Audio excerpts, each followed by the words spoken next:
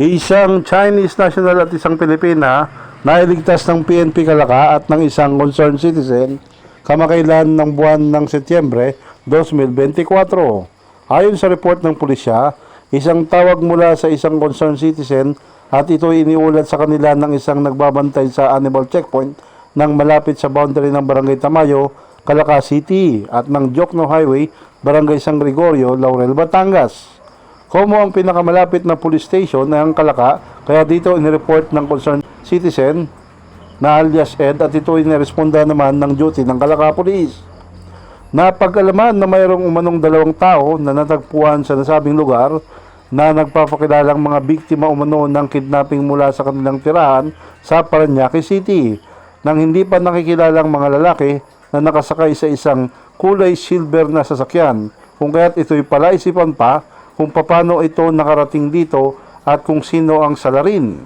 Kinilala ang biktima na nailigtas na sa pangalang alias si 36 anyos na isang Chinese national at si alias Mila, 36 anyos na isang Pilipino, kapwa residente ng Parañaque City. Pong bandang alas 4 na noon, tumawag po. Habang ako ay nagro-ronda dito sa Kabayanan, tumawag yung aking mga kasamahan na pulis.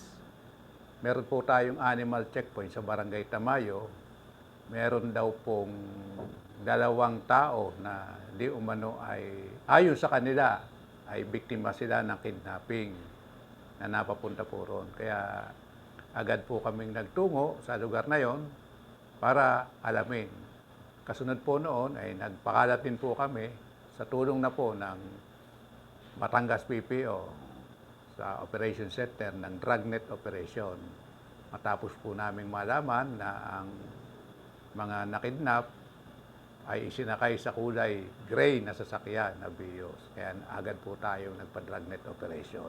Habang tayo pa rin baka sakali pong mahuhuli ang grupo ng lalaki. Nung puntahan po namin, nakita ko naman po na pasa-pasa ang katawan nila. So agad po ginawa namin bilang malasakit sa kanila, isinama po namin sila sa ospital para malapatan agad ng lunas yung kanilang mga natamong pinsala. So habang nag-iimbestiga, di umano ay sila ay dinukot ayon sa kanila, sa kanilang tahanan sa Parañaque ng 4 na kalalakihan. Nasakay nga po dito ng isang ano. Pero habang sila ay dinadala rito, papunta sa pagawi dito, ay may piring sila. Pero prior to that, meron di umanong nangyari na mga kinuhang gamit sa kanila nung nasa Parañaque.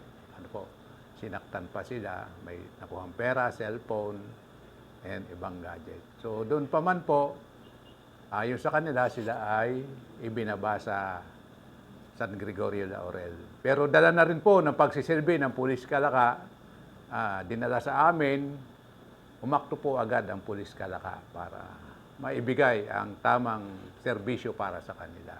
So inimbestigahan po natin na ayon nga po sa kanila ay sila'y dinukot ng mga lalaki nito. Nasa kustodiya na ng anti-kidnapping group sa Metro Manila sa Kamkrame ang dalawang nasabing biktima na nailigtas sa Batangas at patuloy pa rin ang investigasyon sa nangyaring ito.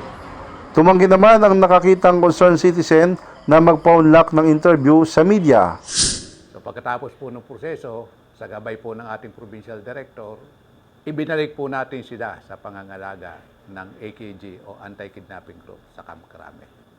Doon din pong araw na yon para sa pagpapatuloy po ng investigasyong ito. At nagpaalala naman ang opisyal ng Calaca Police para sa mga ganitong insidente. Atin pong kababayan, mga kababayan, hindi lamang po sa Calaca, kami po papasalamat sa inyong kaagarang pagtitiwala sa pulis para dahil sa Pulis Calaca. Ang pagsiservisyo po kasi, hindi tayo namimili ng kung sino man ang ating tutulungan, kung saan man ang galing. Napakahalaga po ang oras para matulungan ang mga tao. Sa mga mamamayan, ipagpatuloy lamang po ninyo ang pagtitiwala sa mga pulis. Dahil dito po sa Batangas PPO, ang mga kapulisan, sa ilalim ng pamumuno ng aming Provincial Director, Hindi po kami namimili ng kulay ng kurtina ng mamamayan para kami ay magserbisyo. Talaga po sa amin ay umakto agad sa mga mamamayan na nangangailangan ng tulong. Salamat po sa inyong patuloy na pagtitiwala sa amin. Para sa programang Ano ang Balita, June D. Guzman ng JBX Media Productions.